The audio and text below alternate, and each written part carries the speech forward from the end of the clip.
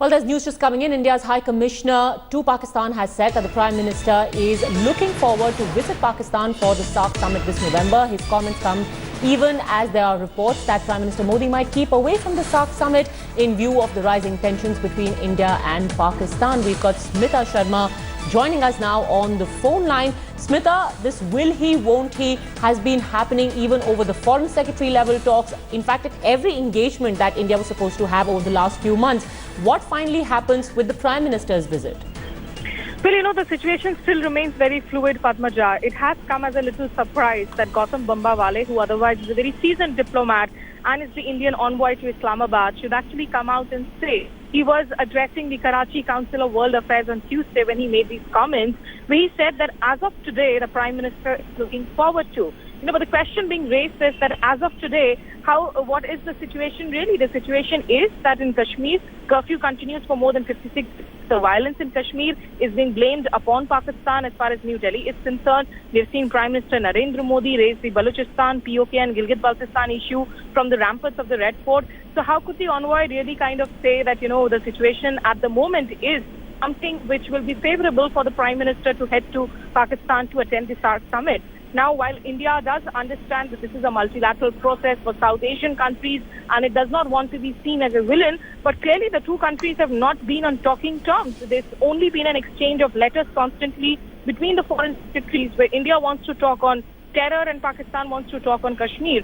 So it does seem that, these comments will raise, of course, some eyebrows for sure, but the situation remains fluid as far as sources are concerned, saying that no final decision yet. The situation will depend on how the relationship plays out between India and Pakistan in the days to come.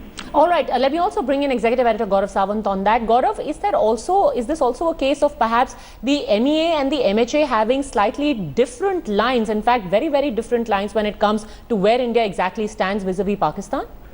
From what sources are telling India today, no, the government is on the same page. We still do not know whether, the Indian High Commissioner to Islamabad has been misquoted or this is some kind of a comment because from what sources in the government are telling us, and this is highest placed sources in the government, they are saying no decision has been taken on this so far. Policy decisions on such matters are not taken so much in advance. This will be taken much closer to the date and depending on a number of steps that India expects Pakistan to take on terror. So that is one thing which is very clear. We still do not have details of what exactly India's High Commissioner in Islamabad is understood to have told journalists and whether he's been quoted correctly or not.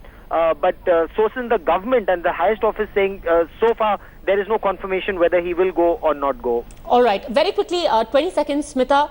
Do you think there's a difference between the two ministries? Yeah.